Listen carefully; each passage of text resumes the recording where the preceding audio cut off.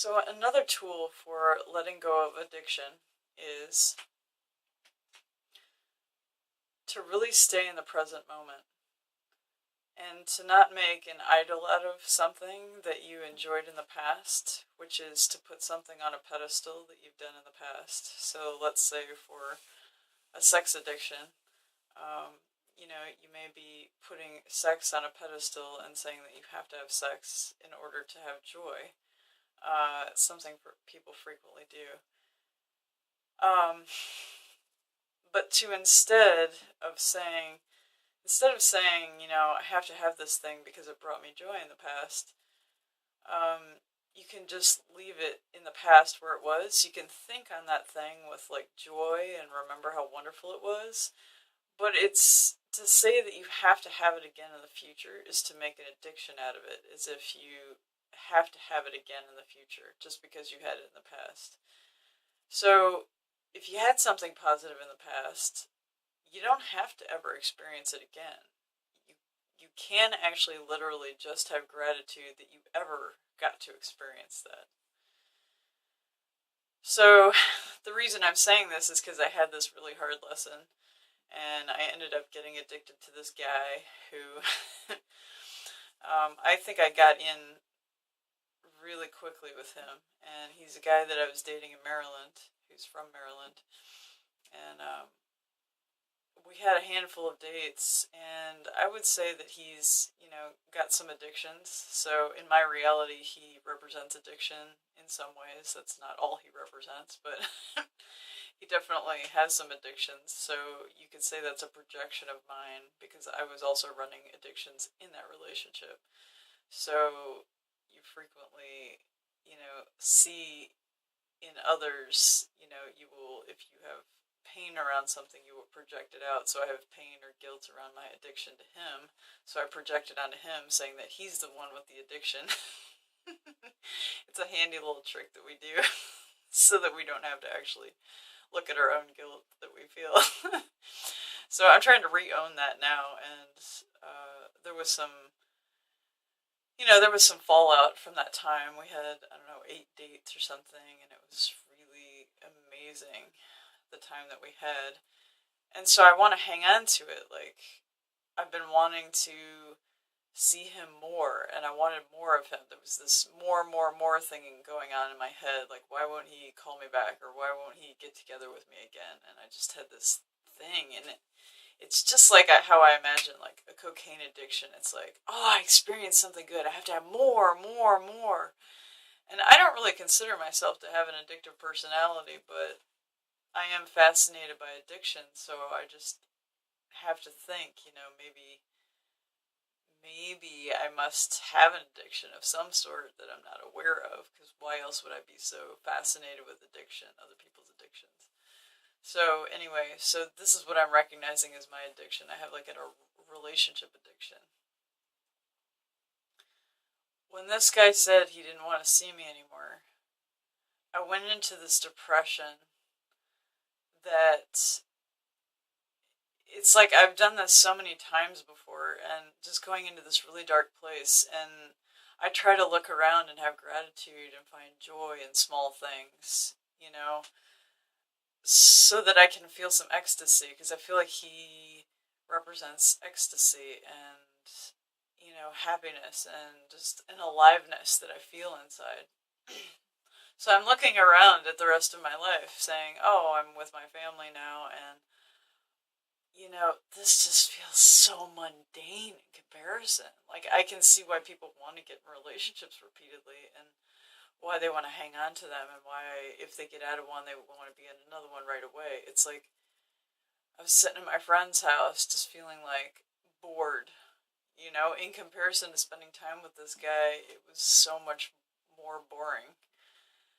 And, it's like I walk around and take a walk, I feel bored. So, it's like nothing else makes me feel alive as much as this guy, or making love to this guy, or going dancing with this guy. Like, just being in his presence, even just sitting in his car with him, like doing nothing, maybe just having a small conversation or just looking at each other. It's like, it just had so much meaning. I just made it so epic in my mind. And so I was basically, those experiences are really positive, and I always want to have those positive memories and think back on my time with him with joy. But I wasn't doing that. I was looking at it like it's joyful, but I have to keep having it. And that is what I would call the definition of making an addiction out of something. You don't actually ever have to experience that thing again. You must experience ecstasy again. Not the drug, I mean actual ecstasy, like within your body, within your mind. You are going to need to experience that again. However, do not think that you're going to know how that's going to come to you. Do not go looking for it in sex because you had good sex one time. Do not go looking for it in that boyfriend that you had before. It might be there again or it might not. But you don't want to go looking there for it, like specifically, and like to the point where if you don't have it, then you're going to go chasing after it with everything that you've got, which is kind of the mental state I was starting to go in about this guy. He had some other women in his life that were going to make it like impossible for him to be with me. And so I had this fantasy in my mind of like getting rid of these other women and all these things. And I don't know, somewhere along the line I was like, I can't get rid of these women. They're in his life. There's nothing I can do about it. So I think I'm going to have to go. Or I'll continue to hang out with him, but he basically said I made a commitment to this woman and I can't hang out with you anymore. So at that point, I really had to, I had to stop, and I was not able to hang out with him anymore, and I suddenly had to face how sad I was about that, and that I really didn't have any power to change that situation of physical reality. So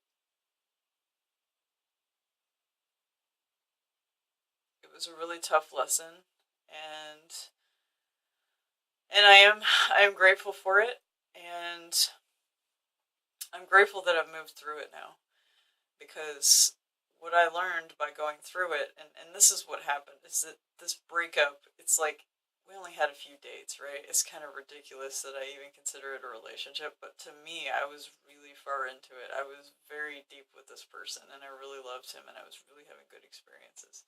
And I saw that we could be maybe business partners in a business, and I had this whole vision of all these things. I was going to move him down to the new town I moved to, and see if he would come with me, and I just saw so many possibilities. So I was starting to really integrate him into my life. And then when it all fell apart, it was like a breakup, and I realized I don't want to do breakups like this anymore. And then when I said I don't want to do breakups like this anymore, I suddenly had access to something I never had access to before. Basically, what I decided was,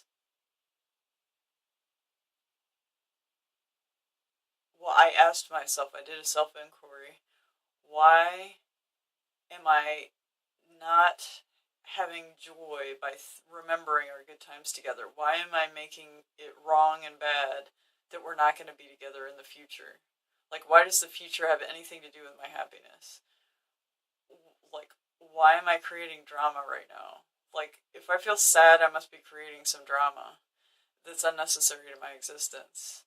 And so I pinpointed it to, like, wow. And now it makes sense to me. But when you're in it, it's like it doesn't make sense. You're sitting there like, wow, I really feel lost. And it's like the death of someone. It's like the death of your parent. It's like, I'm never going to hear her play the piano for me anymore. I'm never going to hear her call my name so sweetly while she touches my hair. It's like you have all these happy memories, and then you're making something negative out of it just because they're gone. Like, I know that humans do this like all the time, but I'm just kind of realizing like actually how ridiculous that is. Because you had good times with somebody, doesn't that mean, isn't that like a good thing? Like, why are we feeling sad just because they're gone? Well, that's kind of the addiction energy. The addiction is like, something's wrong, I have to have this thing, I've got to have my fix. And the fix can be a person, it could be sex, it could be cocaine, it could be any substance, it could be food, it could be a drink.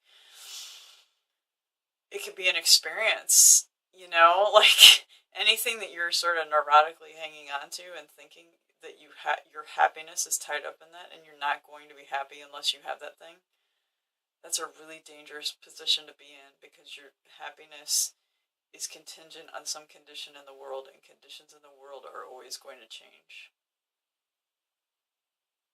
Newsflash. Conditions in the world and forms are going to change.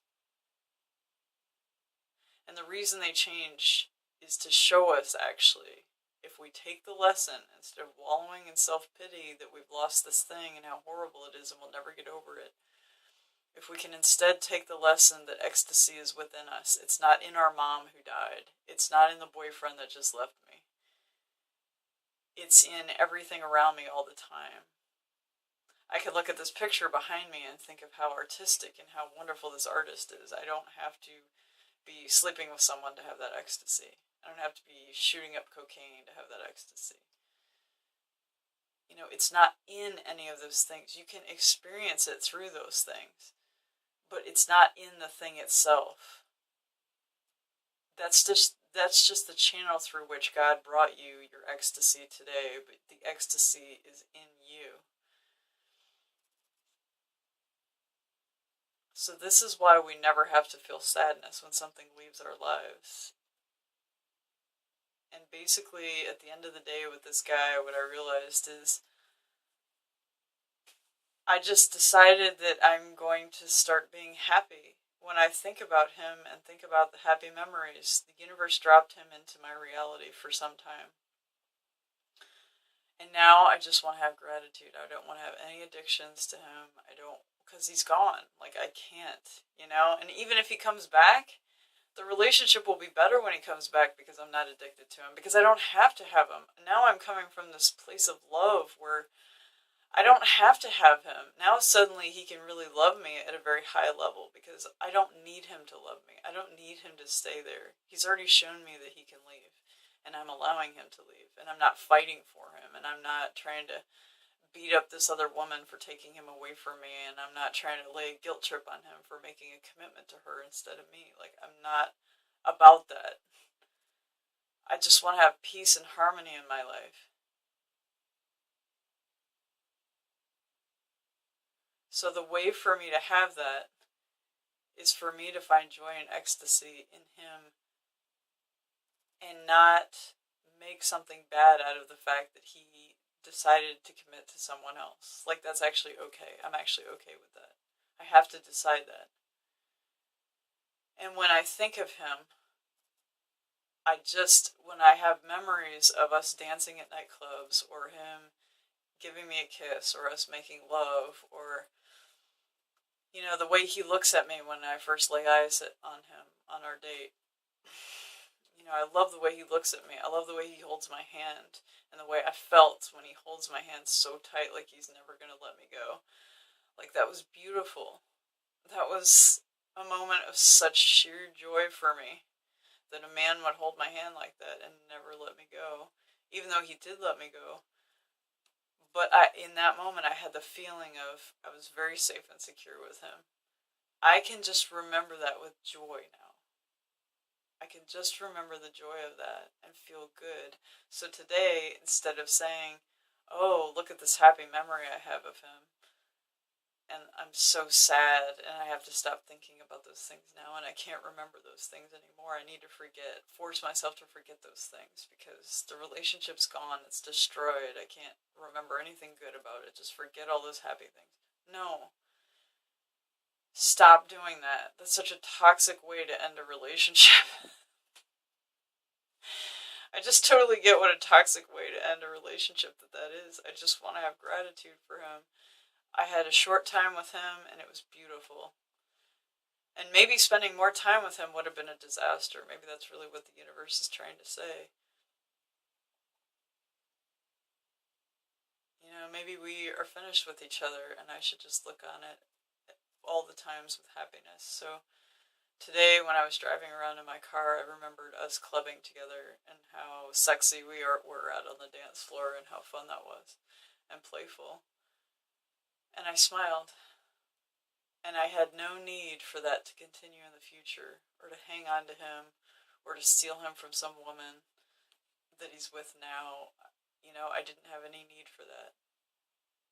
I just simply was in gratitude for what we had already experienced. And these things are just going to float through in my mind. They're just going to keep floating through and coming through.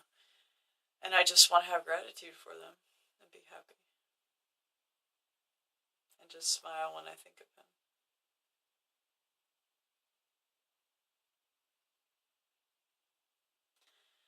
And when we do that, we're actually telling the universe something very profound and amazing, which is that I am perfectly content with everything that you've given me.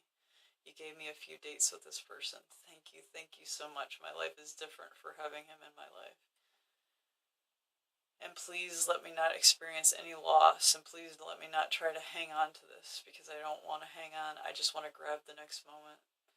And I'm happy. I'm happy in this moment. I'm not feeling loss. I'm not feeling sadness. I'm just feeling gratitude for what we had as the memories pop into my reality.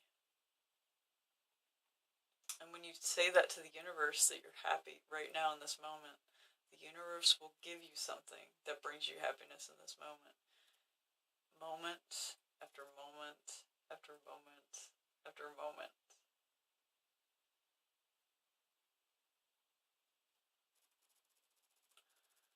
Tomorrow, that moment might be with a good girlfriend decides to call me on the phone and we have a wonderful chat.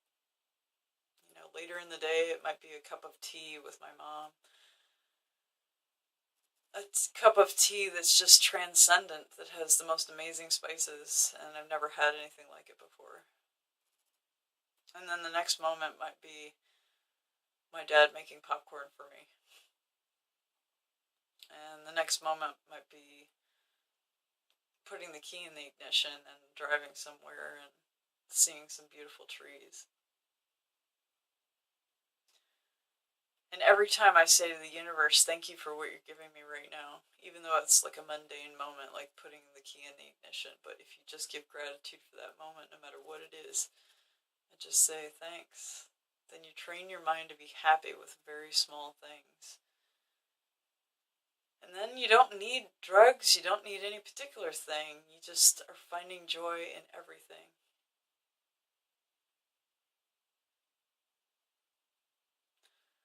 So that's the end of this segment.